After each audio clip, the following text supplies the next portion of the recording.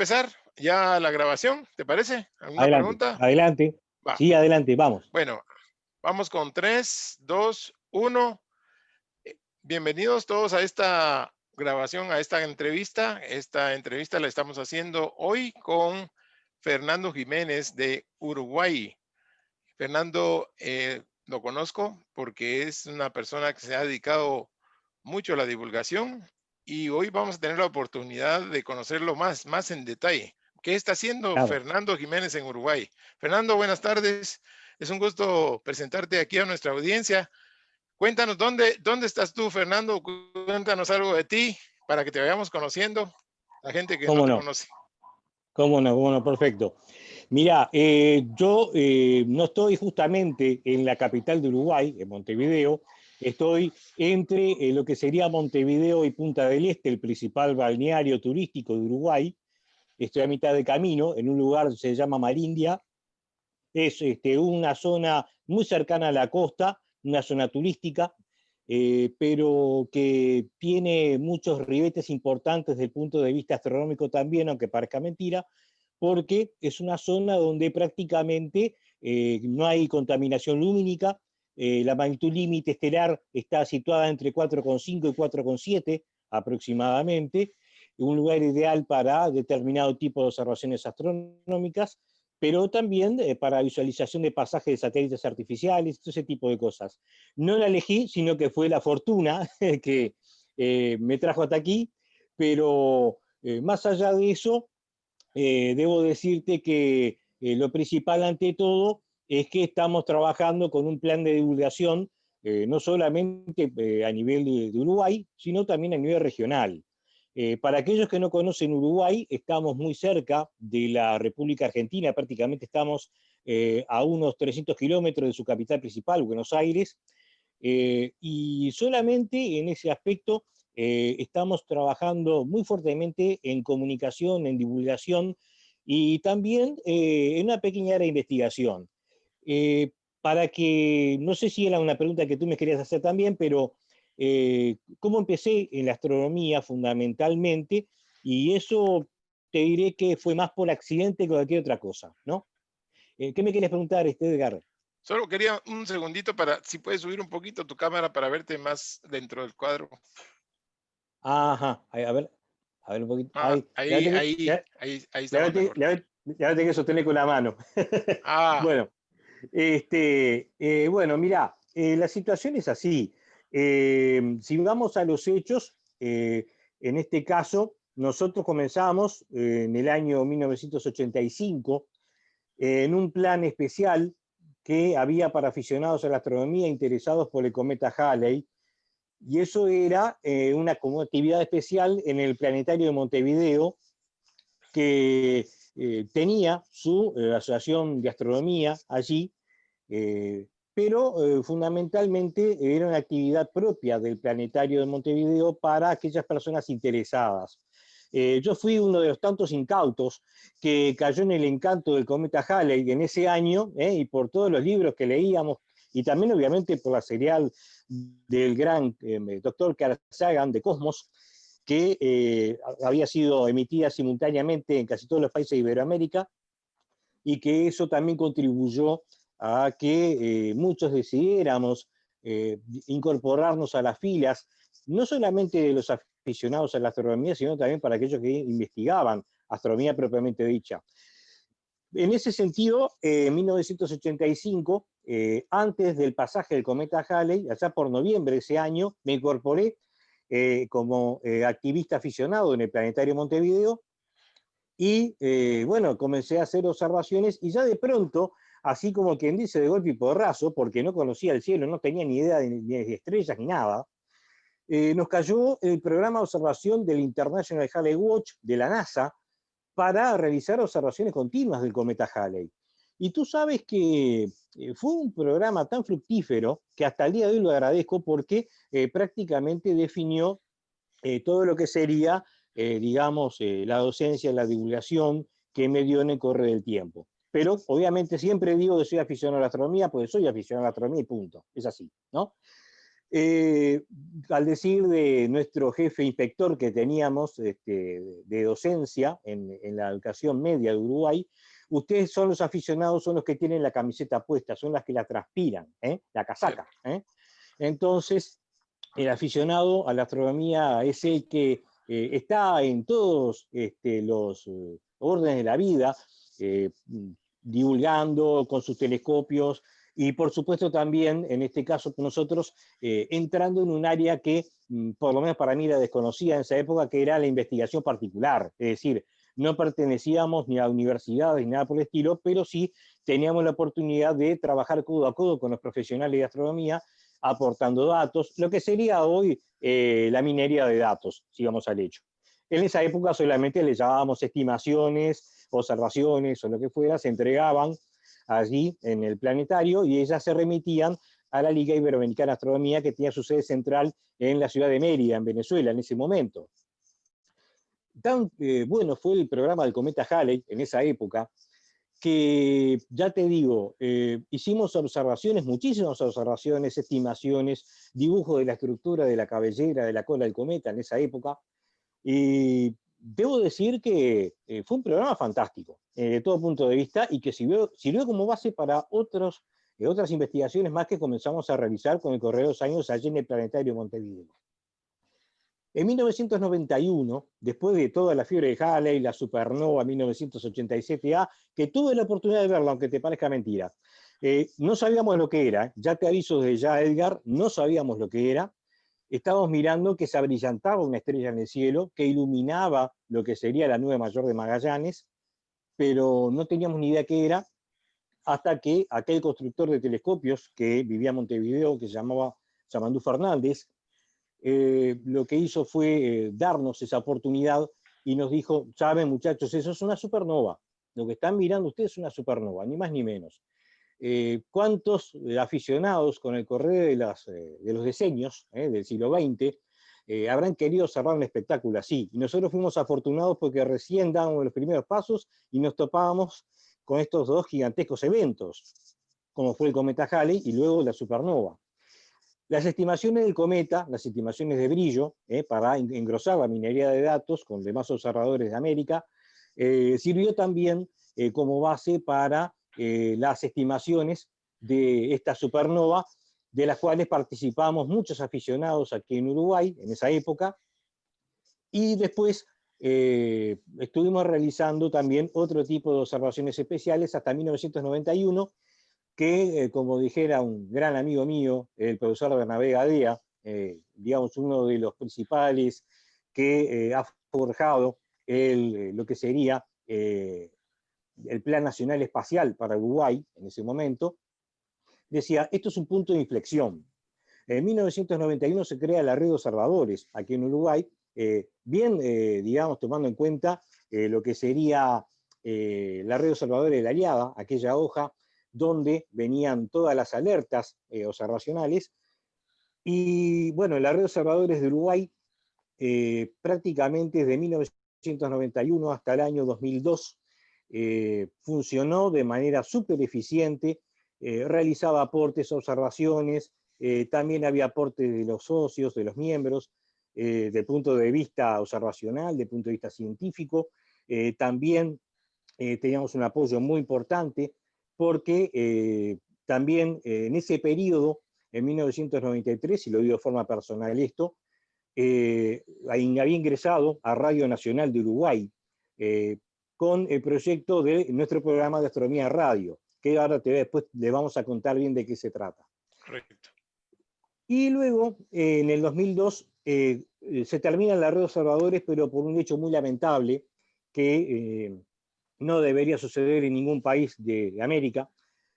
Ocurrió una crisis gravísima desde el punto de vista financiero-económico, que comenzó primero en la Argentina en el 2001 y luego se prolongó a Uruguay en el año 2002, y eso echó por tierra a muchos aficionados que estaban incorporándose a la red de observadores. Ya teníamos en un total de 80 personas en ese equipo, y lamentablemente por razones económico-financieras abandonaron el grupo y luego después se desarmó prácticamente el equipo con el pasaje de 2 años y quedamos solo unos pocos. Pero dijera alguien, los pocos pues, hacemos lo que podemos, ¿no? Pero bien, en fin, de esa forma es lo que Pero hay atañe desde el punto de vista renovación, operacional. Sí, hay renovación de miembros, hay gente nueva que se está metiendo, hay jóvenes interesados en bueno, astronomía. claro, a ese punto quería llegar. Nosotros acá en Uruguay estamos pasando por un periodo de crisis. No crisis desde el punto de vista, eh, te diré, observacional, sino del punto de vista de semillero de nuevas generaciones. El problema más grave es que no tenemos jóvenes aquí en Uruguay, ya de por sí los jóvenes se están dedicando a otras carreras, obviamente que tienen otras prioridades, no eran voluntarios como nosotros en una época que, más allá de cierta lírica, por decir, bueno, quiero observar, quiero investigar, quiero aportar, entonces nos encontramos hoy con un panorama totalmente diferente, nos encontramos con jóvenes más consumistas, como que quieren eh, digamos, ganarse su pecunia propio, no lo veo mal, pero por otro lado, el voluntariado desde el punto de vista científico está casi quedando de lado. Entonces, ¿qué pasa? Más allá de la baja cultural que tenemos hoy en día en estos países, sobre todo en Argentina, en Uruguay, en el cono sur de Sudamérica, nos trae también una cierta problemática, como es principalmente en lo que respecta a nuevas generaciones. Sí, se da un hecho que es una paradoja. En la época que yo empecé en astronomía, un telescopio acá en Uruguay costaba no uno, sino los 2 ojos de la cara, era imposible comprarlo.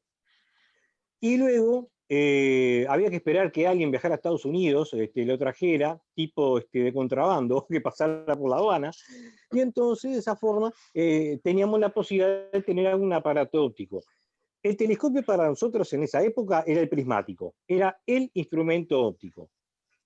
Hacíamos de todo y lo que podíamos, cometas, estrellas variables, observar nebulosas, cúmulos abiertos, cúmulos globulares, bueno, todo lo que fuera posible. Sin embargo, el mayor problema que nos encontrábamos es que no había ningún aparato como la gente para poder observar. Por eso te comentaba hoy sobre el señor Yamandú Fernández, un señor que vivía hacia el oeste, el extremo oeste de Montevideo, en el Cerro de Montevideo, por llamarlo así. Fue constructor de telescopios de diferentes tipos de diámetros, que si bien suplía la falta de instrumentación, no eran tampoco lo que tú digas, qué buen aparato, qué buen equipo, pero nos daba una mano para cierto tipo de observaciones que eran necesarias.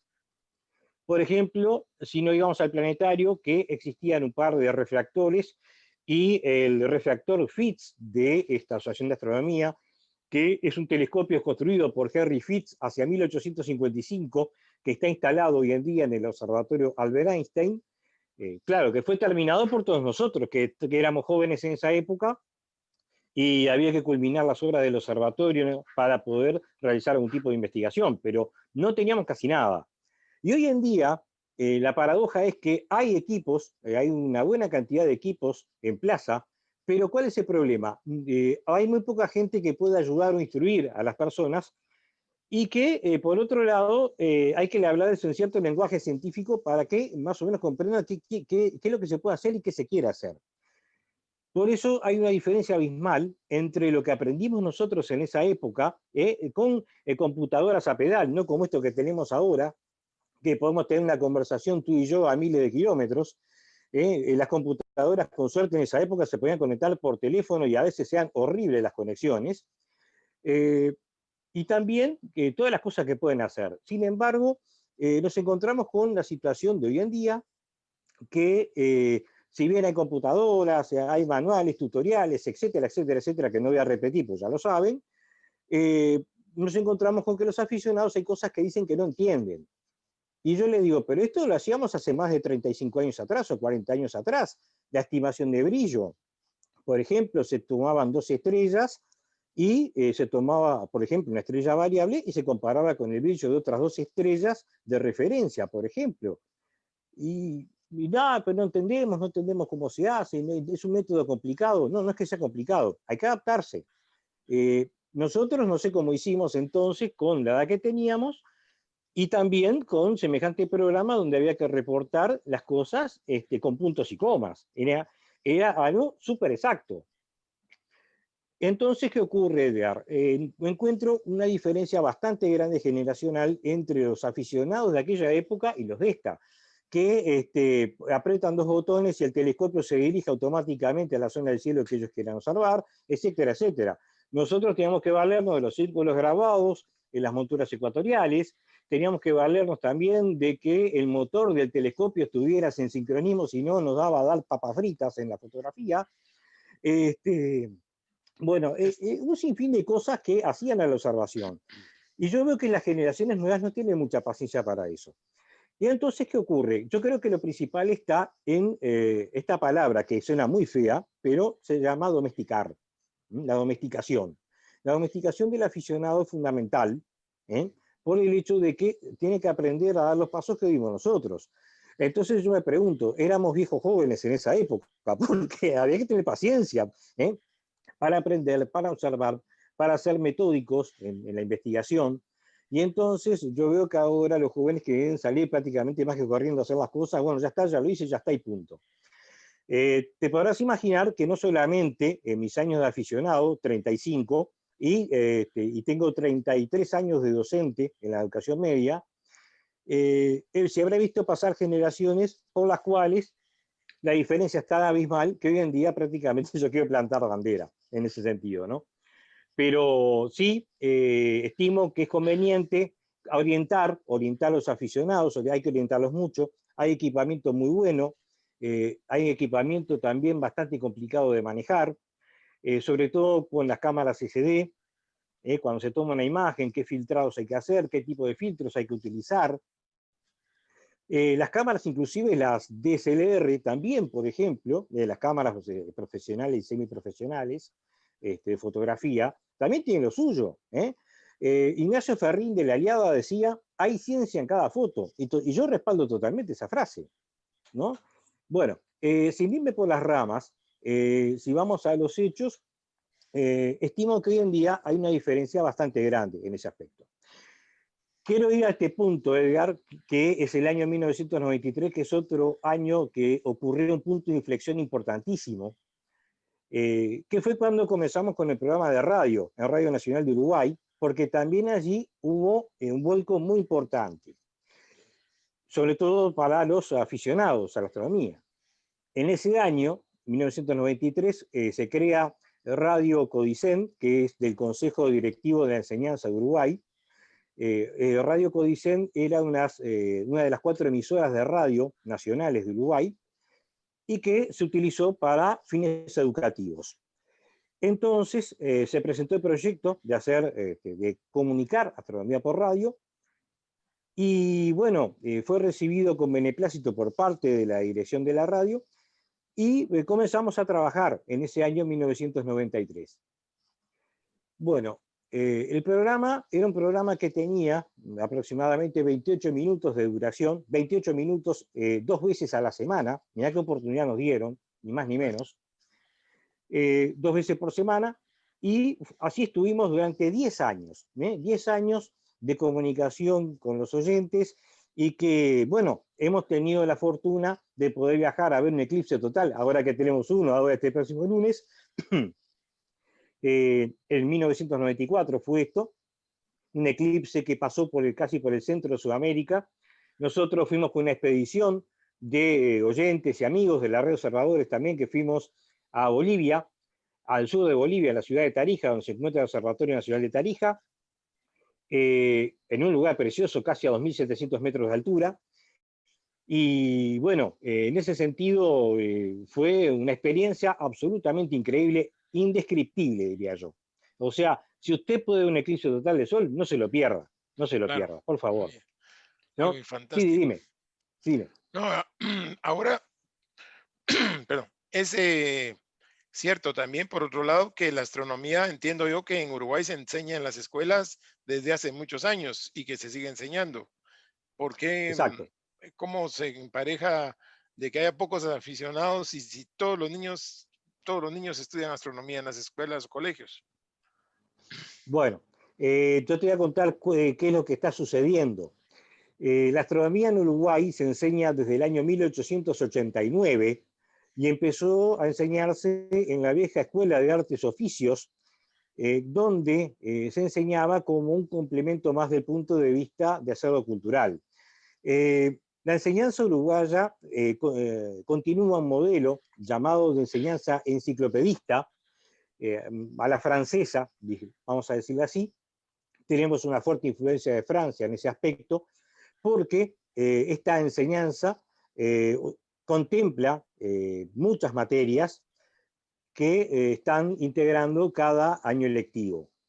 Entonces, para los chicos entre 15 y 17 años aproximadamente, se enseña astronomía en cuarto año inicial, y te diré que en ese aspecto han ocurrido altibajos, porque obviamente no todos los profesores transpiran la camiseta, como te había comentado hace un rato, en la casaca, unas transpiras mucho, algunos sí, otros no. Es como todo, ¿no? Pero la situación está que con los años hemos tenido algunas dificultades del punto de vista de lo que digamos, la adaptación de la asignatura, y también de explicar de forma sencilla los eventos que ocurren en el cielo a los muchachos. Pues bien, en algunos casos se han complementado muy bien los docentes con los alumnos, pero en otros casos era más complicada la enseñanza y los alumnos como que no receptaban bien lo que se estaba enseñando.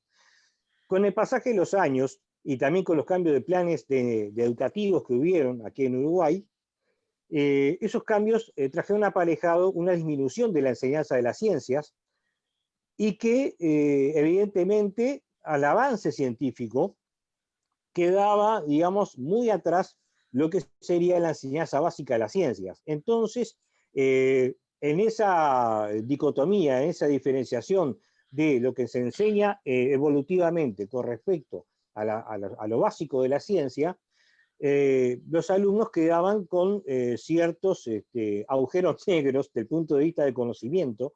Acá en Uruguay le decimos baches, baches de conocimiento, y eso trajo aparejado un montón de inconvenientes desde el punto de vista de, primero, personas que le gustara nuestra ciencia, por un lado, y por otro, cuando decían, sí, sí, yo voy a tener astronomía en cuarto año inicial, y estoy interesado y estoy llamado porque me gusta. Después pasó todo ese año lectivo y esa persona estaba bastante cabizbaja, porque dice, no, no era lo que yo esperaba. No era lo que yo esperaba lo que me enseñaran. Si bien no pasó con todos, con todas las personas, con todos los alumnos, pero sí con un porcentaje bastante alto. E inclusive las autoridades de la enseñanza en esa época prácticamente pensaron en desechar la asignatura, y hubo toda una serie de reuniones para que no desapareciera la materia secundaria en Uruguay. Gracias a Dios, o gracias a la divina providencia, o a lo que fuera, o a la fortuna, no se quitó. Sí, hasta el día de hoy se ha equipado los diferentes institutos de Uruguay con telescopios modernizados, pero también, por otro lado, siempre corre, digamos, ese halo de incertidumbre de qué va a suceder más adelante. Una de las propuestas que humildemente hice en su momento a la jefatura de astronomía en Uruguay era la de que se pudiera aportar con enseñanza sobre lo que sería el espacio. En esa época que yo estaba en Radio Nacional de Uruguay, que después en el 2003 pasé a Televisión Nacional de Uruguay, en esa época yo estaba vinculado con la Fuerza Aérea Uruguaya y también con personas que están en el área de observación de la Tierra vista por plataformas aéreas y satélites, y creí que era una gran oportunidad que teníamos en la astronomía de incorporar este tipo de técnicas, porque evidentemente se aplican en lo que es la ingeniería por lo general, y también, por otra parte, las vistas de la Tierra y del espacio son absolutamente preciosas. Pero más allá de eso, no sé qué pasó, no se interpretó bien la idea, me parece, en su momento, se desechó, pero sí lo que se incorporó fue un poco la observación del espacio por observatorios espaciales, en el caso de Hubble, el caso del telescopio Chandra, por ejemplo, el telescopio EUVE, que observaba el explorador ultravioleta, por ejemplo. Bueno, pero en sí mismo el área de la astronáutica siempre estuvo un poco al margen. Y yo siempre soy un iluso, dijera alguien, o tengo la ilusión por lo menos, de que la astronáutica se enseña de una forma mucho más precisa y de una forma mucho más avanzada. Evidentemente que entramos en una época muy especial, ya para, digamos, de 2021 en adelante, va a haber, digamos, una serie de innovaciones desde el punto de vista espacial, ya con los posibles viajes a la Luna por parte de las misiones Artemis, y esto yo creo que tiene que dar un impulso bastante grande a la asignatura y, por supuesto, a todo lo que es la astronomía local e internacional también. Por eso, hablando con algunos argentinos y hablando con otros amigos de América, le dije, este es el momento importantísimo, es un momento crucial, hay que aprovecharlo. O sea, es como la ola, tú tienes que aprovechar la ola para avanzar. Bueno, ese es el punto, hay que avanzar en estos momentos. Por lo menos nosotros, desde acá, muy humildemente, con nuestras publicaciones, con nuestras comunicaciones también, creo que estamos haciendo una intentona, por lo menos, por llevar no solamente la información, sino también que sea de forma entendible para el público en general y que también se pueda incorporar a este tipo de investigaciones. Por eso la astronomía en Uruguay tiene su punto de importancia, pero yo creo que reformándose algunas cosas va a estar en un mejor sitial que lo que está en estos momentos, que siempre está en esa incertidumbre que hoy estoy, mañana no estoy, y una de las cosas que siempre se preguntaban era, ¿para qué sirve la astronomía? ¿No? Desde el punto de vista de utilidad para la vida cotidiana. Esa pregunta me la hicieron muchos alumnos y yo le decía, bueno, piensa en lo siguiente, tienes un horno microondas en tu casa, si tú tienes un hermano de edad infantil, por ejemplo, tiene pañales descartables, los usaban los astronautas, por ejemplo. Si una persona se va a operar de la cadera, hay un taladro inalámbrico. Antes del quirófano, lo usaron en la luna, por ejemplo. ¿Cuántas cosas de transferencia tecnológica que se tiene para la sociedad las usan, pero no saben que las tienen? Entonces, uno de los puntos que también lo estoy leyendo en las redes sociales 2x3, y eso me enerva bastante, cuando dicen, sí, están gastando plata en mandar los cohetes al espacio, ¿por qué no lo usan para otra cosa? Y yo digo, justamente, le digo, el hambre está matando, está matando el hambre a la gente justamente gracias a los satélites que puede hacer todo un estudio temporal y del punto de vista extensivo para saber cómo están los cultivos, por ejemplo. Esa es una de las grandes aplicaciones. Y eso se tiene que entender. ¿No? Me Claro. parecería, ¿no? ¿Me quedas? Sí, decime. Fernando, tú eres un hombre que ha estado, eres un hombre de medios, porque has estado en radio, has estado en televisión, hemos recibido acá tu programa que es muy bonito porque en unos pocos minutos te deja un montón de información de astronomía y pues, se distribuye en Guatemala a diferentes asociaciones y a mis alumnos en la universidad también.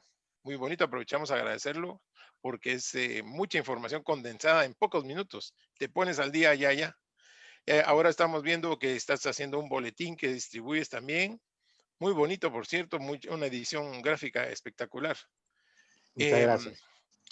¿Cómo entonces, digamos, tú que trabajas así, qué, qué potencia tiene, digamos, o cómo podemos nosotros en otros países aprender un poco de esto para poder divulgar un poco más la astronomía para que nos llegue a más gente? Esto es tú, digamos, tienes apoyo de socios o es tu iniciativa o es apoyo del gobierno o es apoyo del Espíritu Santo? ¿Quién te está apoyando a ti para poder hacer todas esas cosas que haces? Porque Sí. realmente es una dinamicidad tremenda.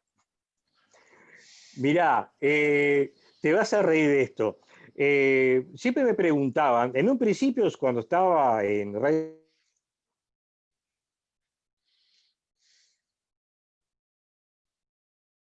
Se nos congeló la imagen un momentito.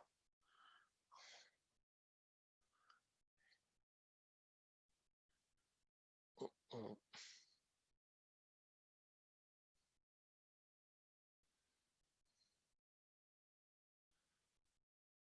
he tenido por parte de algunos amigos, pero generalmente casi todo ha salido en mi bolsillo, mi familia que me ha apoyado, así como también la propia emisora de radio también se hizo cargo en un momento de los gastos del programa, pero en sí mismo casi todo sale de mi bolsillo, por una razón. Primero, en este caso, la publicación que está saliendo ahora es de suscripción, de corte semanal. Es decir, la semana sale la publicación gruesa y esa va solo para suscriptores, pero la distribución, digamos, de esa hoja diaria nos ha servido también para estar en contacto con la mayoría de un público que está ávido de información, pero también que quiere por lo menos tener una idea o estar al golpe de balde, como se dice, para saber qué es lo que está sucediendo. Pues ese es el público, y eso es entendible, o no tiene tiempo, tiene familia que atender.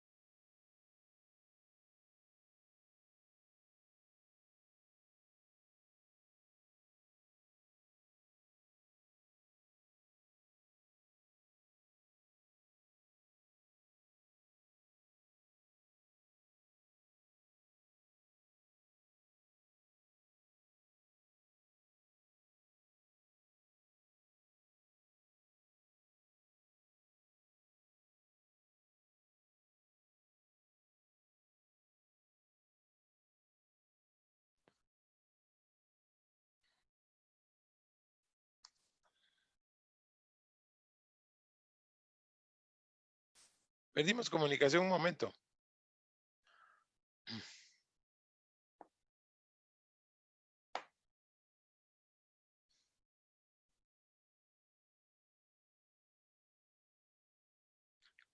Hola, hola. Hola.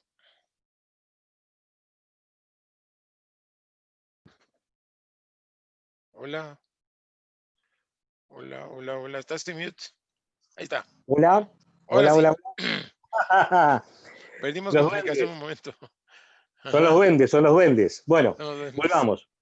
Hemos Sí. vuelto. Entonces te decía que, entre otras cosas, y lo más importante ante todo, es que prácticamente, y en resumen, desde mi bolsillo prácticamente he hecho todo esto siempre. Pero los suscriptores y algunos amigos que han apoyado y están apoyando, a pesar de que hay una pandemia y hay toda una serie de temas económicos a nivel mundial, bueno, pero estamos saliendo. Estamos saliendo adelante y estamos llevando toda una serie de iniciativas que, aunque sean chicas, ¿no? Por lo menos la idea es que le pueda llegar la información diaria, aunque sea, a todas las personas donde se encuentren, tanto sea por WhatsApp, por Messenger, utilizando redes sociales, correo electrónico. En este sentido, todo está bien. Inclusive estábamos pensando en reactivar la web, que la teníamos adormecida, para, digamos, que haya información diaria para el público general. Siempre la parte informativa y noticias siempre fue algo que quise hacer. Al principio, cuando entré a Radio Nacional, entré en el área de informativos, en informativos de Radiodifusión Nacional, y por otra parte, lo de la astronomía era algo que ya había visto, digamos, en algunas revistas, y yo dije, bueno, pero se puede hacer. La situación es ver las fuentes de información y si hay voluntades dispuestas a que el programa esté en contacto con el público. Y bueno, y así surgió el programa Tiempo de Universo, que se llamaba así, en la radio Codicen, radio educativa del Consejo Central de Enseñanza de Uruguay, desde 1993 hasta el año 2003. 10 años estuvimos trabajando así.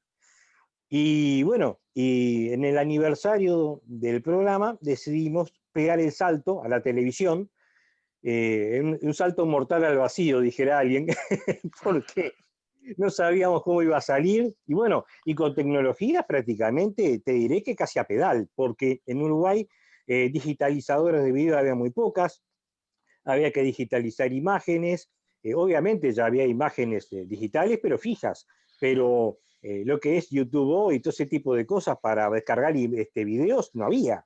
¿Eh? Entonces muchas cosas las inventamos gracias a los técnicos de Televisión Nacional, que nos dieron una mano mayúscula en ese sentido.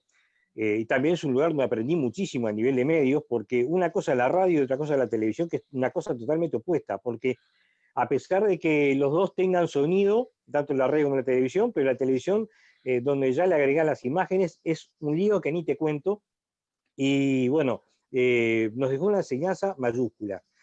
Y eso prácticamente la hemos estado utilizando en estos años, ya cuando dejamos la televisión y pasamos a las redes, que estábamos allí emitiendo videos, material, todo ese tipo de cosas. Bueno, y eso nos daba una mano mayúscula también para comprender qué es lo que quiere el público, qué tipo de temas sugieren y bueno, todo ese tipo de cosas, ¿no?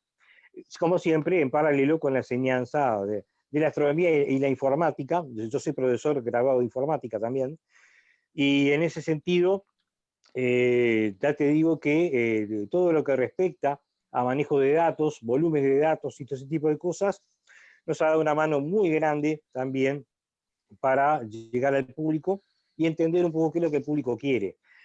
Uruguay, aunque te parezca mentira, si bien es un país bastante pequeño, pero bastante interesante en lo que respecta de lo que piensa el público, lo que quiere, qué tipo de información desea, y bueno, y como todos estamos aprendiendo, bueno, eso es lo interesante, ¿no? Dejamos enseñanzas, eh, y también, porque no, un camino trazado. En estos 20 y pico de años que estuve en los medios, te diré que hay una aceptación bastante importante de la astronomía, inclusive cuando la astronomía en la enseñanza secundaria de Uruguay pasó por un periodo de crisis, la televisión ayudó muchísimo a que, digamos, se catapultara. Es decir, corrían los comentarios en los pasillos de los institutos de ciencia y decían, che, qué interesante el programa de astronomía, y bueno, eso era un respaldo para el profesor en el instituto porque se sabía que había algo de la asignatura que se emitía de forma pública. Y eso no deja de ser un incentivo muy importante para cualquier docente y también para la asignatura dentro del currículum de enseñanzas. Te diré también que otro de los aspectos importantes, ya que estás hablando también del tema de apoyos, nosotros nunca recibimos ningún apoyo del Estado más allá, digamos, del salario que nos pagaba. Eso que quede clarito de acá hasta el Polo Norte. Por una razón. Los programas de ayuda de la enseñanza van mucho en el tema político. A mí el tema político no me importa en absoluto. Lo que sí me importa es que se apoyen las cosas que uno hace y que realmente se valoren, porque se valora desde el punto de vista para el público. Es decir, nosotros como programa de televisión ganamos un solo premio en el 2004, que fue el premio CX en Comunicaciones otorgado por el Museo de la Radio y de las Comunicaciones, aquí de Uruguay. Y te diré una cosa, digo, el premio más grande que uno puede tener es que la gente reciba lo que uno hace. No Sí. no de recibir trofeos. Trofeos ganan los equipos de fútbol. Yo gané algunos trofeos de fútbol cuando jugaba en Defensor Sporting en Uruguay.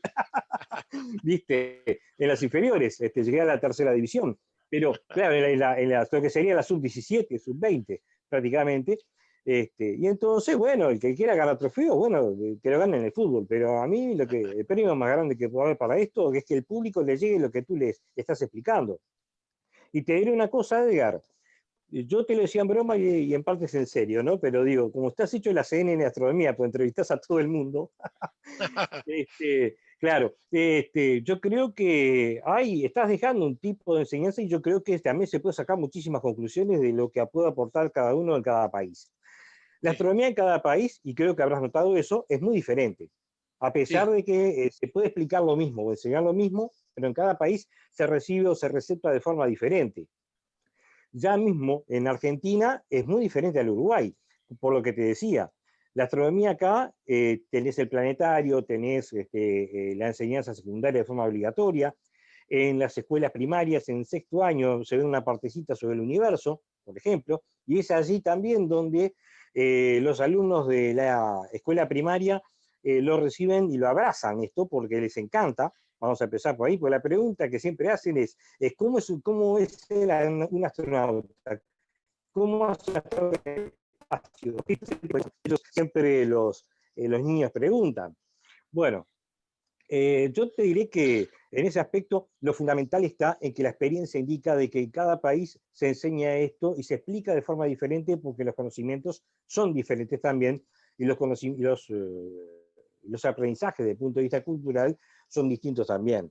Por eso yo creo que tiene que haber algo adaptable, pero no en todos lados puede funcionar, ¿eh? Por eso creo que la importancia de, digamos, entrevistar a cada persona en cada país, yo creo que eso te tiene que dejarte una conclusión. Y me parece importante eso, ¿no? Nosotros lo experimentamos cuando fuimos al eclipse de Bolivia en 1994 porque desconocíamos muchas cosas de Bolivia, a pesar que estábamos más o menos cerca en lo que respecta a distancias, pero había cosas que nosotros no teníamos ni idea, ¿no? Entonces, bueno, ese enriquecimiento cultural hace que también empezamos a entendernos más y bueno, y que las cosas se empiecen a aplicar de una forma u otra, pero en cada lado es diferente. Cuéntanos algo de astrónomos uruguayos y observatorios en Uruguay. Hay pocos, hay muchos observatorios.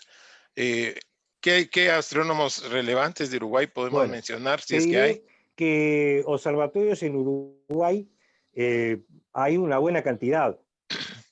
Yo te digo que hay no menos, del punto de vista oficial, es decir, observatorios públicos que pertenezcan a la enseñanza, deben haber por lo menos 25 en estos momentos.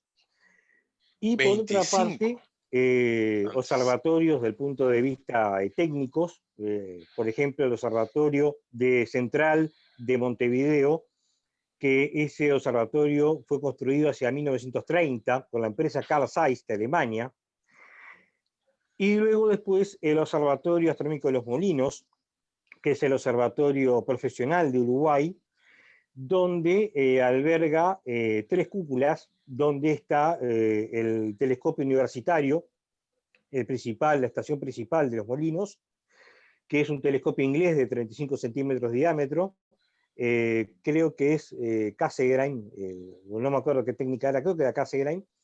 Después el Observatorio Astronómico Optante y luego la Asociación de Astronomía que tiene su observatorio allí también emplazado.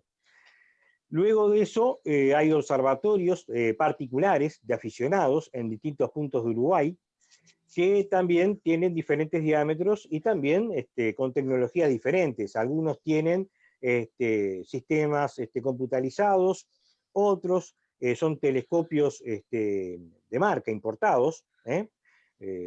Por otra parte, también hay telescopios construidos por aficionados mismos, bueno, etcétera. En una palabra, hay una buena cantidad de observatorios.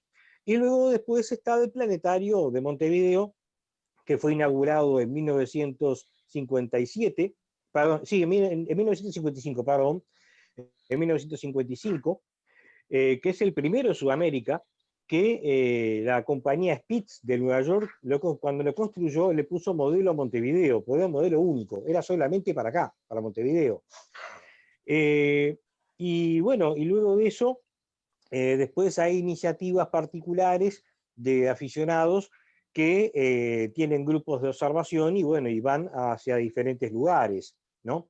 Nosotros, por ejemplo, con grupos de amigos nuestros, con lectores, hemos ido hacia las afueras de Montevideo y hemos estado también en otros lugares, en otros puntos de Uruguay, que dicho sea de paso, Uruguay no tiene elevaciones montañosas y nada que se le parezca, solamente tiene como altura máxima el Cerro Catedral con 513 metros y más de eso no superamos. Por eso digo, cielos montañosos no tenemos. Y en ese sentido, lo que sí tenemos una buena oscuridad en estos lugares, tan es así que hacia, digamos, el noreste de Uruguay, es considerado una de las zonas también más oscuras que hay en el Cono Sur, conjuntamente con algunas de Argentina y algunas de Chile.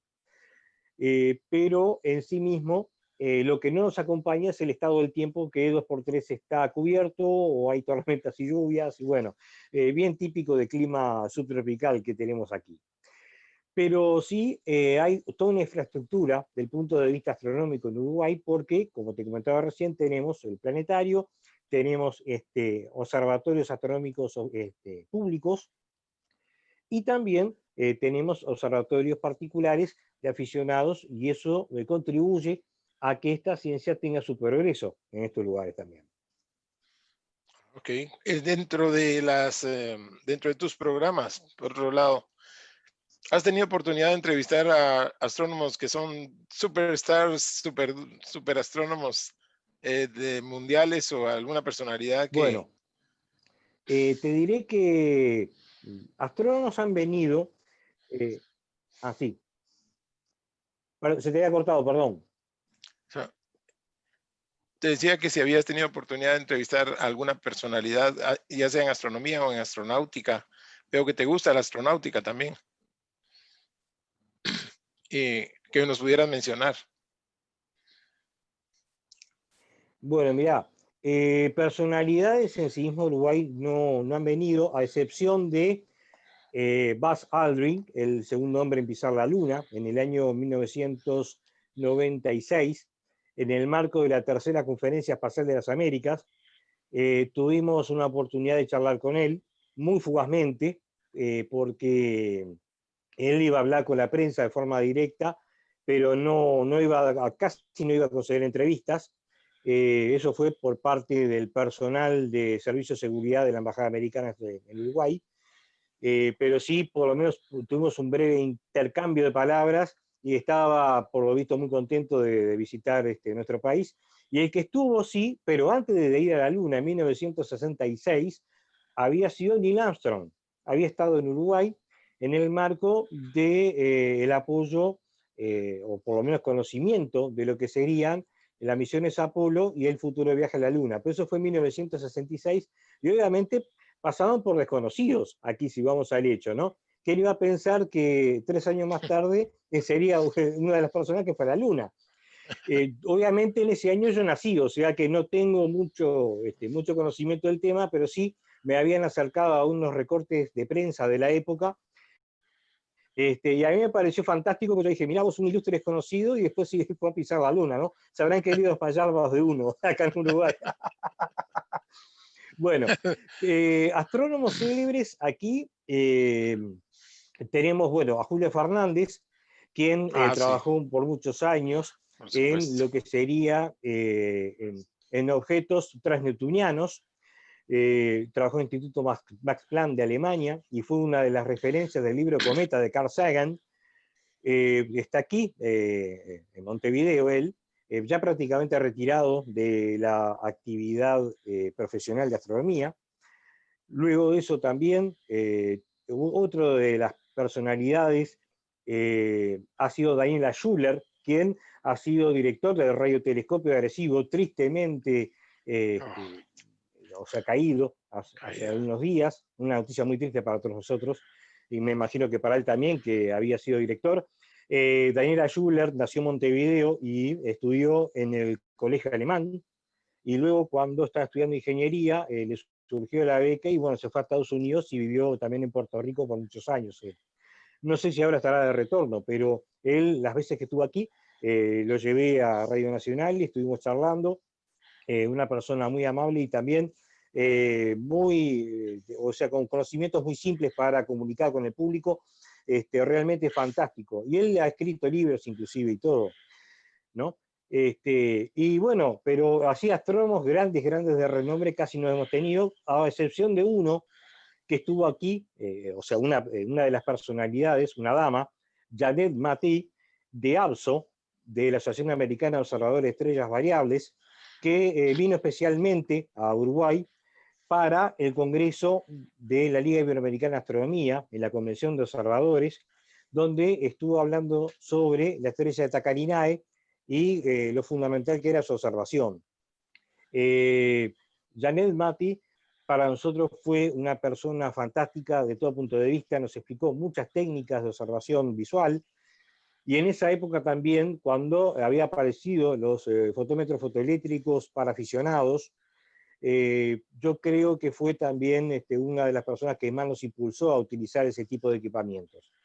Me enteré años después de su fallecimiento, me quedé con mucha pena, pero creo en ese sentido que ha sido una de las grandes personalidades desde el punto de vista de la astronomía mundial, si vamos a los hechos, ¿no? Pero como recalada de astrónomos, tantos no hemos Sí. tenido, pero sí Ah, un punto fundamental fue en el año 1996, y te voy a explicar por qué, Edgar, rápidamente.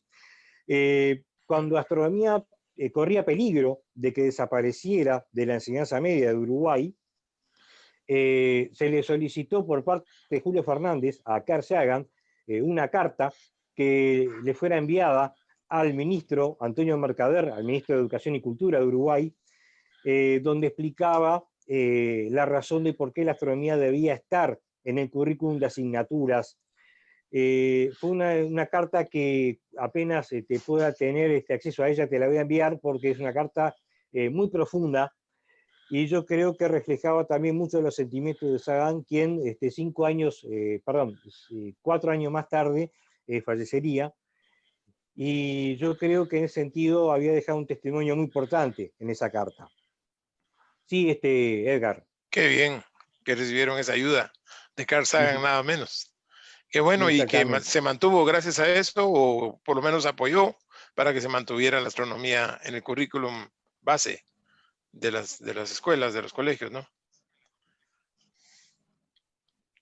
Bueno, por suerte se continúa con la tradición de la enseñanza de la astronomía aquí en los institutos de educación media, pero también hay algo fundamental que, y por lo menos estamos impulsándolo a través de nuestras páginas, de nuestra publicación también, es acerca de lo que es las actividades de ciencia ciudadana. Hay muchos proyectos de investigación por parte de la NASA y también por parte de algunos sitios de internet, como el caso de souniverse.org, que sería interesantísimo que los aficionados se incorporaran. No se requiere telescopio, solamente la computadora, un teléfono y una conexión de internet. Y yo creo que ahí se están haciendo aportes muy significativos, por el hecho que te contaba hace un rato sobre el tema de la minería de datos, y sobre todo ahora con el tema del eclipse de sol y también con la lluvia de las Gemínidas, que bueno, estamos alentando a las personas que observen por diferentes métodos, visual, por radio, por cámaras o el Sky, que hay varias instaladas aquí en el sur y también en distintos puntos de América, que también utilicen todos los medios disponibles para reportar la mayor cantidad de datos posible. Estamos en una época fantástica, diría yo, porque tenemos muchos medios de comunicación y también tenemos muchas formas de poder aportar a la comunidad científica. O sea que es, yo diría, una época fantástica. Ojalá hubiésemos tenido años atrás, ¿no? Pero bueno, la vida es así. Claro. Y ahora, ¿cuáles son tus proyectos, Fernando? ¿En qué estás enfocando tus baterías? ¿Hacia dónde vas? ¿Qué proyectos tienes en marcha? Porque veo que tienes proyectos siempre andas en eso. Ah, proyectos de tecnología, proyectos de... qué te inquieta en astronomía? Mirá, yo siempre estuve, esto es como las aves de corral, estuve picoteando.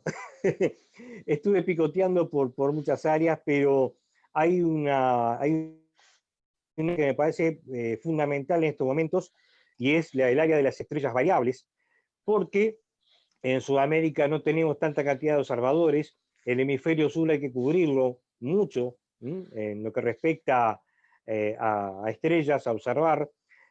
Hay una gran cantidad de nuevos tipos de estrellas variables, y hay pocos observadores. Antes éramos muchos y empezaron a dejar de haber, por lo que yo te comentaba al principio de la charla nuestra, es decir, es necesario que hayan observadores de estrellas variables. Solamente con un prismático a simple vista, con un telescopio chico, con un telescopio, con lo que sea, pero están haciendo aportes significativos. Hoy en día, por ejemplo, también con telescopios de determinado diámetro, cámaras CCD, están haciendo aportes muy significativos también. También con minería de datos, también hay proyectos de ciencia ciudadana a nivel de estrellas variables, y también este estudio es fundamental porque se están inclusive investigando estrellas variables de galaxias que están lejos de la Vía Láctea, el caso de Andrómeda, de las nubes de Magallanes, y otras galaxias cercanas en el grupo local. Entonces, precisamos ojos, precisamos manos, y también precisamos personas que observen, que dediquen un tiempito nada más, un par de horas por día, en lo posible, o cuando tengan tiempo, porque tú sabes que los aficionados hacemos las cosas cuando podemos y no cuando Claro, queremos, ¿no? sí. Entonces creo que la importancia de eso radica en esa área.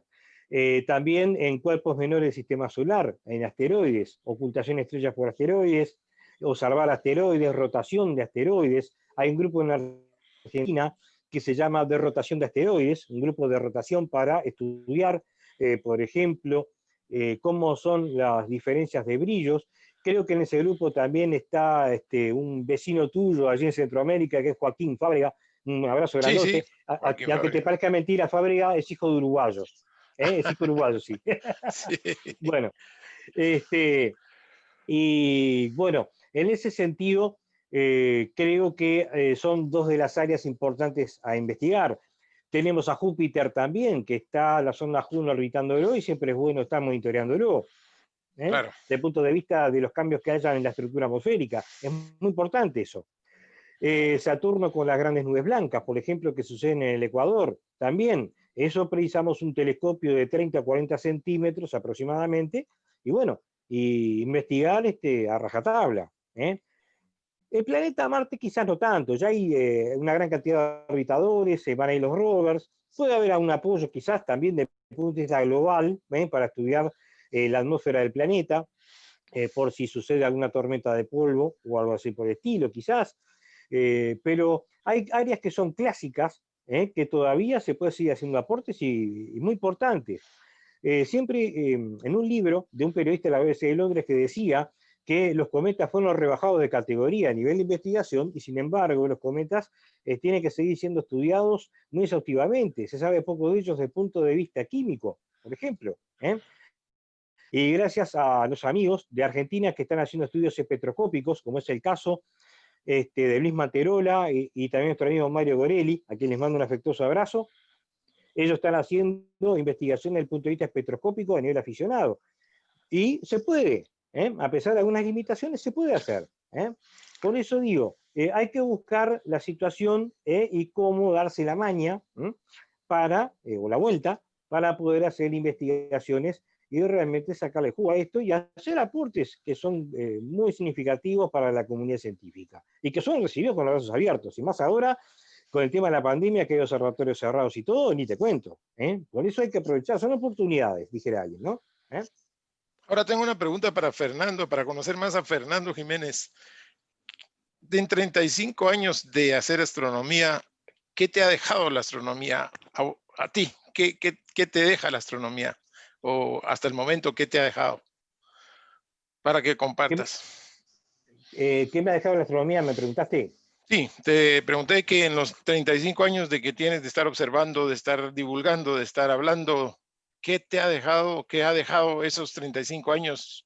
Si tuvieras que resumir, ¿qué te ha dejado? Bueno, mirá, lo que me han dejado estos 35 años de la astronomía, primero es una calvicie, como tú verás, y los amigos que están mirando me ven. Bueno, no, lo que me ha dejado, sí, sí, no, era un chiste, decía un amigo.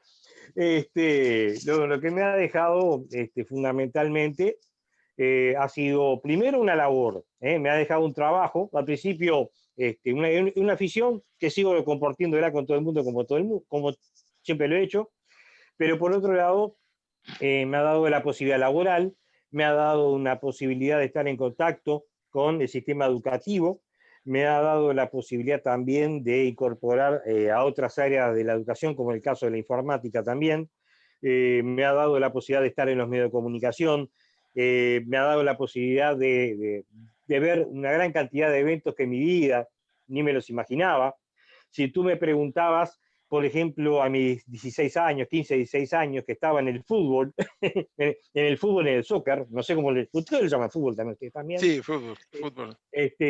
Yo estando en el fútbol, ni me imaginaba en esto, me interesaba, pero hasta más, o sea, a mí me interesaba la pelota y por otro lado que me transfirieran a un club para jugar en primera división.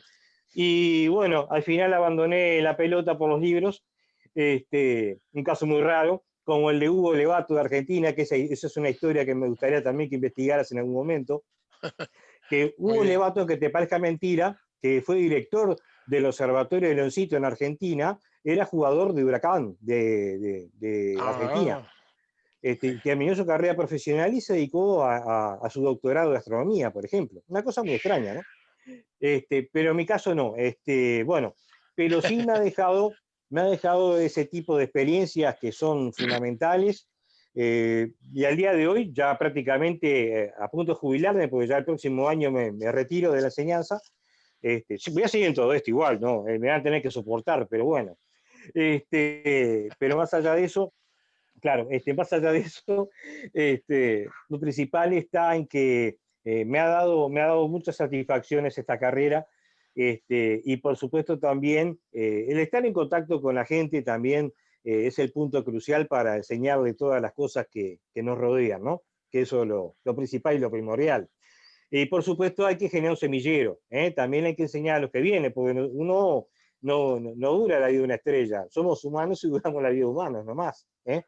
Pero tiene que haber, siempre opino que tiene que haber una generación de recambio y justamente tenemos que abocarnos a eso, que es lo principal ahora en estos momentos, una generación de recambio. ¿Eh? Porque evidentemente ya uno, es como si ahora, yo que sé, salgo por la televisión y dicen, mira, este viejo loco, ¿quién es? ¿No? Me está hablando de las estrellas y todo eso, ¿no? Pero bueno, siempre alguno quiere a una carita joven o algo así por el estilo, y bueno, tiene que haber juventud también mezclado con experiencia, y eso creo que hace mucho a la imagen familiar, porque debemos indicar que también somos intrusos, nosotros nos metemos en la casa de las personas también, hablarles de temas, sobre todo cuando estamos aquí en Internet, o estamos mediante un video presente, o estamos en la televisión, nosotros invadimos un hogar, y tenemos que llevarle la comunicación y también tenemos que llevar un aprendizaje. Por eso yo siempre decía que el tiempo es tirano, pero el tiempo hay que hacerlo, saber utilizar en televisión. Te tiene que dejarte algo. Eso es lo principal. Si te deja algo, mucho mejor. Pero yo veo que cada vez se malgasta más el tiempo en los medios de comunicación, bueno, en cosas, ¿no? Pero bueno, en fin, algún día se entenderá, supongo, ¿no? Fernando, pues muchas gracias. Nos estamos ya terminando el tiempo. Y la última pregunta que te quisiera hacer para conocerte ya, pues terminar de darte una idea, darnos una idea. De tus 35 años, hablabas de la observación del eclipse de sol, pero ¿qué otras observaciones te han marcado en tu carrera? Algo puramente astronómico que te haya marcado, que te haya gustado. Sí, sí, mirá, bueno, la supernova 1987A, de ver cómo día por día se acrecentaba el brillo de esa estrella y que no era un brillo de una estrella blanca o blanca azulada, sino que era una estrella tipo, era como si fuera el planeta Marte, que se iba acrecentando de brillo, pero era como una cosa anaranjada que iba cada vez elevando más su brillo y te impresionaba, realmente impresionaba. Después, por otro lado, la lluvia de meteoro de Leónidas del año 2001, que Fabuloso. fue una cosa fastuosa, ¿no? Por lo menos para esta zona del mundo, que tanta cantidad de lluvias de meteoros no tenemos. Sí, vemos una gran cantidad de bolios a veces por aquí, pero la lluvia de Leónidas ha sido fantástica, y por eso estamos como en el restaurante haciendo dientes para esta próxima lluvia de Geminias, porque dicen que va a ser bastante importante. Eh, yo nunca quise echarle las campanas al viento, pero es interesante que se haga un seguimiento de esta lluvia. Después, por ejemplo, uno de los cometas que más impactó, el cometa Magnot del año 2007, de enero de 2007, Enorme. que, es decir, justamente a mí me pilló, como dicen los españoles, me pilló en una reunión, a la salida de una reunión, salgo a la calle y veo una cosa en el cielo y pensé que era un avión, que era la estela que dejaba un avión, ¿no? Y no le di tanta importancia. Y cuando me dice, che, Fernando, ¿qué es eso que está ahí?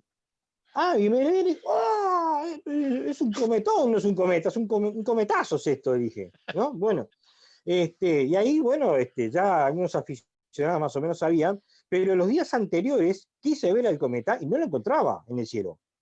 Y yo dije, no, esto está mal, esto está errado, la presión está errada. Pero no puede ser, no pueden equivocarse. Y evidentemente estaba tan inmerso en el Sol que no se le podía ver, pero apenas se despegó, o sea, se separó de su posición orbital del Sol, y fue una cosa, bueno, fastuosa de ver. ¿eh? O sea, Sí, imagínate que una cámara de televisión que no tiene mucha sensibilidad, que tú tienes que agregar luces en un estudio ah, para que se pueda notar, si notarse figuras o personas o lo que sea, ¿no? Una cámara de televisión captaba el cometa perfectamente, no tenía que utilizar ningún tipo de intensificador de imagen ni nada, se veía perfecto. Por eso digo, fue uno de los cometas más ametrallado por cámaras de fotos, cámaras de video, cámaras de televisión o lo que sea, ¿no? Y fue un cometa impresionante. Ojalá se pudiera repetir un igual, esperemos, ¿no? sí, Bueno, y después, otro de los fenómenos que he observado y que es interesante también de seguir y que con un telescopio más o menos chico se le puede observar, son los fenómenos lunares transitorios. Estos fenómenos lunares transitorios, o TLPs también, que se suceden en los cráteres de la Luna, me hizo acordar un TLP, por ejemplo, a esa iluminación de los estadios de fútbol, que esa iluminación circular que tienen los estadios, bueno, algo bastante parecido era esto. Era como un abrillantamiento en las paredes de los cráteres, y entonces tú dices, pues no puede ser, se nota ese efecto, y bueno, y realmente es fantástico de ver. No siempre sucede, hay que pescarlos, son como, en el caso, es como si tuvieras una estrella fugaz en el cielo, la pescaste y lo viste. Bueno, esto es igual, ¿no? Apuntas el telescopio en determinada edad lunar y bueno, puede ser que veas o no veas a un TLP, pero sí es interesante de hacer este tipo de registros a nivel fotográfico. Si tú ves algo, enseguida toma la cámara y saca una foto, enseguida, porque hay que tener registro de este tipo de cosas, ¿no? Eh, y una época también, y esto te vas a reír, cuando nos preguntaban, bueno, ¿qué cosas raras usted vio en el cielo? Porque también la gente te pregunta esas cosas, ¿no? ah, Y no sí. viste nada raro. Le digo, ¿a qué le llamas raro? Ah, no sé, a un objeto, algo que aparezca en el cielo, sí, estrellas fugaces, meteoritos, meteoros, veo pasar satélites artificiales, veo pasar restos de cohetes, no sé, eso no es raro, eso lo fabricó el hombre y otras cosas son naturales. Pero no, pero tú no has visto algo que se desplaza. No. Luciano el marciano no existe. Vamos a dejarnos colaborar con eso. ¿Ah? El primer punto. Y segundo punto, esa teoría de los platillos voladores es cuando hay problemas conyugales en los cuales vuelan los platos, pero de la mujer al hombre. Así que, o si, un caso así por el estilo. Pero después no existe más nada, ¿no? Así que bueno, esa es la situación. Pero por ahora, observacionalmente lo que te puedo decir que he tenido como experiencia de mirar por telescopio, mirar por prismáticos o a simple vista, es esa la que te he contado. Cometas he visto muchos, pero el Magnot fue único, en ese sentido fue único. El Hale-Bopp también, pero nos costó un poco verlo por la latitud a la que estamos muy al sur nosotros, Mm, entonces eso nos complicó un poco la visualización, a pesar de que lo vimos bastante bien, pero obviamente ya estaba muy bajo en el horizonte y nos costaba verlo. Y después otros cometas, bueno, un cometa extraño Yakutake. fue el Yakutake, fue uno. Y dicho sea de paso, ahora que me hiciste acordar de los cometas, una persona me llama a la radio una vez y me dice, dígame, ¿usted cómo hace para acordarse los nombres de los cometas? Y le digo, no, es la nomenclatura que le da la Unión Astronómica Internacional, no soy yo, le digo. Pero ¿cómo hace para acordarse los nombres? Sobre todo esos nombres japoneses espantosos. Sí, le decía yo. Sí, claro, debe ser el Nishikawa Takamisawa Tago, ¿no? O por ejemplo, esos nombres espantosos, como se llamaba otro, de Koch Paraquevospoulos, descubierto por el belga de Koch y el griego Paraquevospoulos.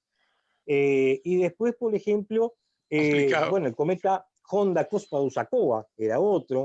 Bueno, pero a veces uno se acuerda de los nombres, pero por un tema histórico o un tema, digamos, de conocimiento.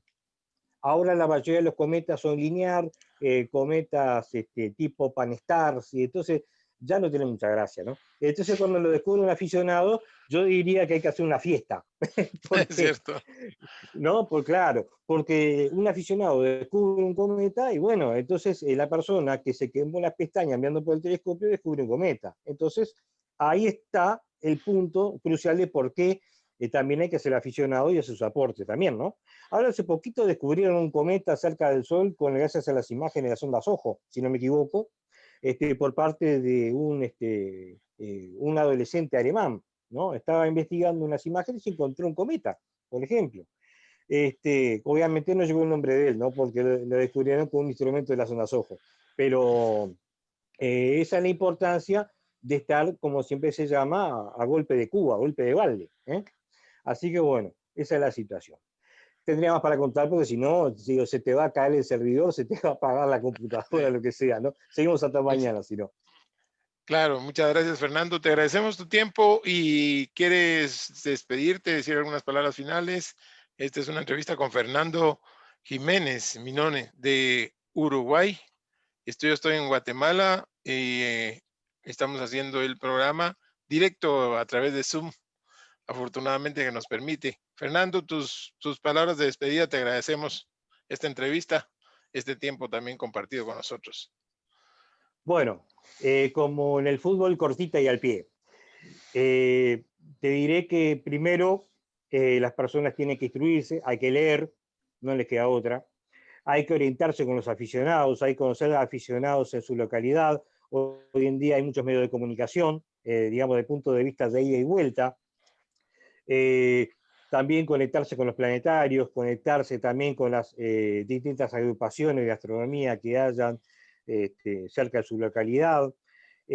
También conocer qué planes de investigación hay, en qué puedo participar, qué puedo aportar, si me puedo comprar un telescopio, qué tipo de telescopio. También información es lo que va a sobrar, porque no tenemos toda la información nosotros, pero sí lo podemos orientar, lo podemos ayudar y que las publicaciones sirvan también para que el aficionado tenga una noción de lo que quiere hacer.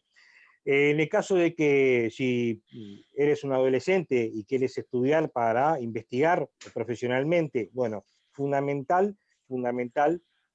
tener buena base científica, conocer en profundidad el conocimiento científico, el método científico, de punto de vista, orientarte con personas, con otros profesionales, y también, por supuesto, que lo fundamental está en trabajar en los observatorios, observar, investigar, cuantificar.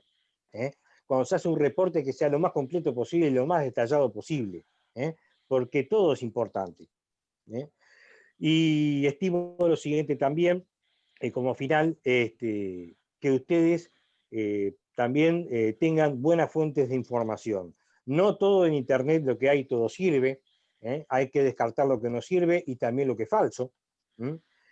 Hay mucha información falsa que está corriendo por las redes y dar con los lugares acertados y correctos, que eso es lo principal. Y eso también se lo digo a mis alumnos de informática, ¿no? de acá de Uruguay. Pero más allá de eso, también reunir los elementos de juicio también. No solamente quedarse con una sola página o una sola información, no. Todos los elementos de juicio posibles. ¿Ah? Que eso creo que es lo fundamental en estos momentos y más ahora que estamos con un tema más de salud que de cualquier otra cosa en el mundo. Por eso tenemos que estar prevenidos e informados, que es lo principal. Muchas gracias, Fernando. Te deseamos éxito con las Gemínidas entonces y estamos en comunicación. Muchas gracias por tus palabras y estamos en contacto. Muy amable. Por Gracias y supuesto que feliz sí. noche. Un fuerte abrazo y un abrazo también a todos los amigos que nos ven por aquí en estos momentos.